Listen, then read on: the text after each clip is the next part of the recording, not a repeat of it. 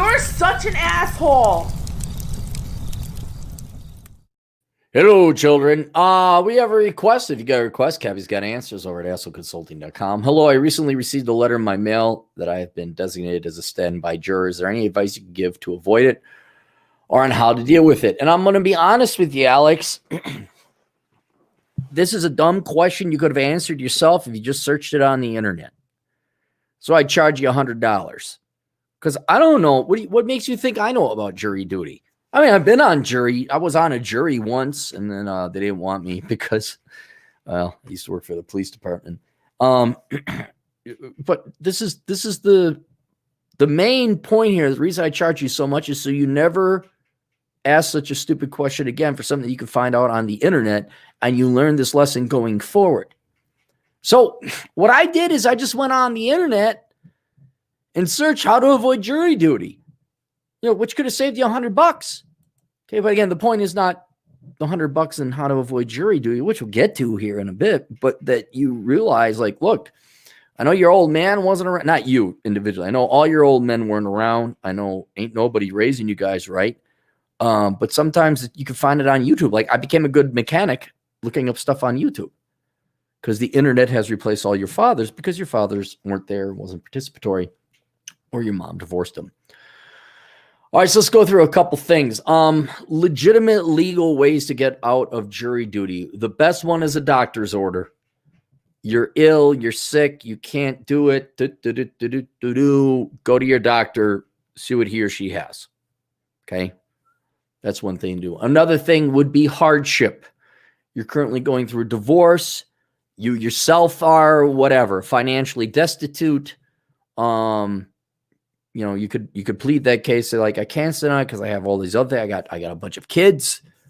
I don't have time. I can't find a babysitter. So that's another thing. But I believe, Alex, you're a single guy, so you don't have that. But some kind of hardship. If it's business related, like let's say you are an accountant and it's tax season. You say, look, I'm in the middle of tax season. I cannot do this without sacrificing my career. Can I have it postponed? That's another thing you do is you can postpone and kick your jury duty down the road. So that's another thing that you could submit a piece of paper, a claim like, look, I can't do it because of these very legitimate reasons. And that's about it.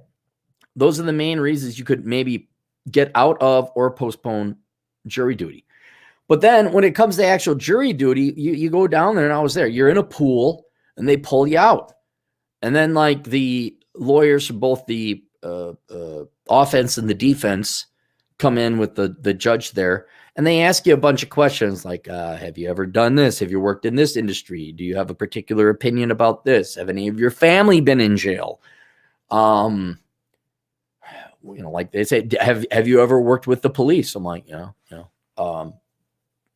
actually, it was kind of funny because they kept asking, like, are you this? And I was. So I kept raising my hand. And then they asked me something that I wasn't. Say, are you any of this? And the judge looked right at me, and I didn't raise my hand. I'm like, I didn't know. What was even like, are you a public figure? I'm like, at the time, yeah, I had a radio show. I'm like, yeah. Judge looks at me like, who the hell are you? And then the one time, like, you're like looking like, you're not going to raise your hand now? I'm like, oh. But if you want to play with it, see, now you're already there. You're already in the jury pool. And here's the other thing, man. You got to do it, all right? That's your obligation. Come on. Look, I know libertarianism and all that, but you're on jury duty, okay? Just go do your fucking civil duty and go be a juror, okay? Yeah, it's a pain in the ass. Yeah, we all got to pay taxes. Yeah, we all got to do that. But come on, I mean, it's for not a noble purpose. It's a very noble purpose to make sure someone's innocent or guilty. And I think you should not try to get out of it. You should go and do it and be done with it. I don't think you get drafted again. But then if you want to get out, okay, you can play the game. You could act racist. I hate black people. I hate Hispanics. I hate white people. Whatever. I'm a misandrist. I'm a misogynist. Whatever. You can play that game. You could feign mental illness.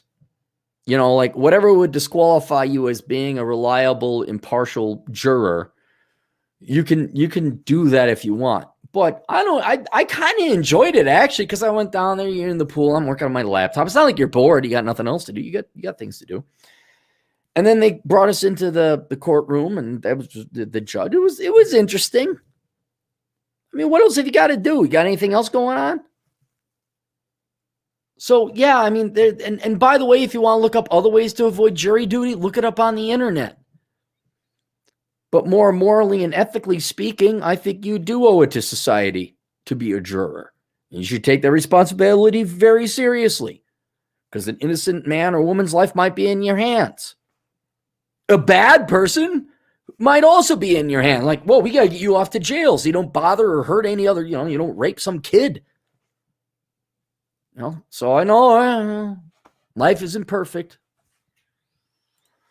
But there you go. Questions? Boo, boo, boo, booby, boo, booby, oo. All right. See you guys later. Toodles.